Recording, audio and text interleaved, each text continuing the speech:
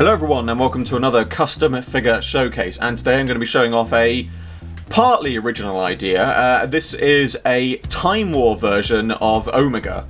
Now there were some rumours going around quite a while back that Omega was going to return, and there were some images, supposedly they were concept art images. They were later revealed to be just fan art that people had decided to use and claim was real concept art images for Omega from as he would appear in the Time War.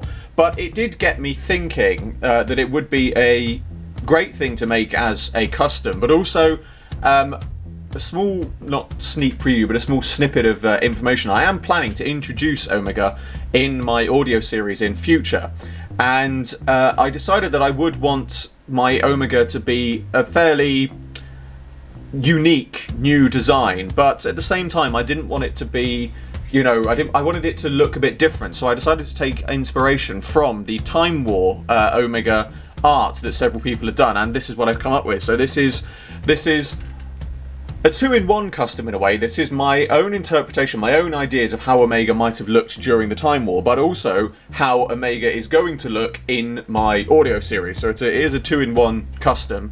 But to take you over this, so we'll start from the head. So we have the head and, well actually I'll take you through bits because obviously there's several bits of Omega. So the head, the chest piece, the gloves, and the legs underneath the tunic are all from the original Omega figure. The torso is actually from a Sycorax figure, as is the cloak. The longer outer part of the cloak is from Rassilon, and the inner part of the cloak is from a Pyrovile priestess figure. And then on top of that, I've added an extra spare piece from the Sycorax figure, which I've painted gold.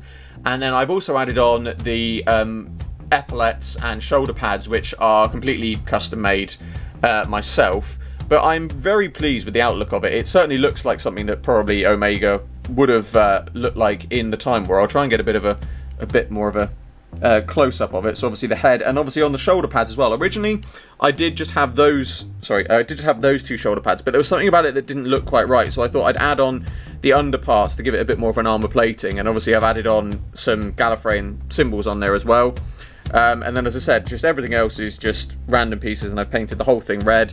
The skirt doesn't quite match up at the back, but again, when he's stood up, you don't really notice that. But yeah, I'm really pleased with the outcome of this, because it is something that looks so much like Omega, but at the same time looks very different to Omega. Now, if I have somewhere, I have a box of many figures down here. So if I bring in, I've got here a 10th Doctor figure, for example, you can see obviously he has a huge height difference, and obviously the original Omega figure was very big and tall and imposing, and even if I stand him next to albeit a headless 3rd Doctor, you can still see, you know, that he would have been still sort of quite big, tall and imposing. So I'm very pleased with the sort of height look on this and how this has come together. I know that, well, supposedly Omega is returning in a new K9 movie from the Australian K9 series. Omega is returning. For those wondering, the reason for this is because Omega was actually made by, created by the same writers and creators who created K9, so they own the rights to the figure, hence why they can mash the two together. I know that's a point if some people ask, why is he returning to that series? But at the moment, we actually haven't heard much more about this series, this Timequake one, so who knows, you know, how we're going to see Omega. But obviously we have seen him in Big Finish series as well, and we know that from, at least from the covers of the Big Finish he appeared in, he has his classic 3 Doctors garb on, but I like the idea that if he did come back for the Time War, he would have a brand new look to him. So, as I said, this is my own interpretation of Omega's Time War look, but also a sneak peek at Omega as how he is going to appear in the future of my audio series. Yeah, it's a really fun figure to make. It's certainly one that I've got a mashup of, well, just counting 1, 2, 3, 4 separate figure parts here.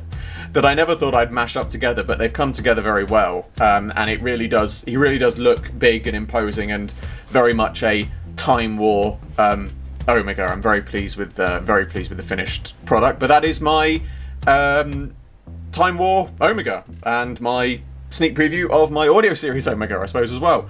As always, I hope you enjoyed this video. Like, favorite, subscribe, share, it really helps me out a lot. And be sure to check out the description below for a link to my Patreon. There is an exclusive webcomic and rewards for people who support it, and the funding generated by my Patreon helps me fund future videos. I salute you all, and I will see you with another video very soon.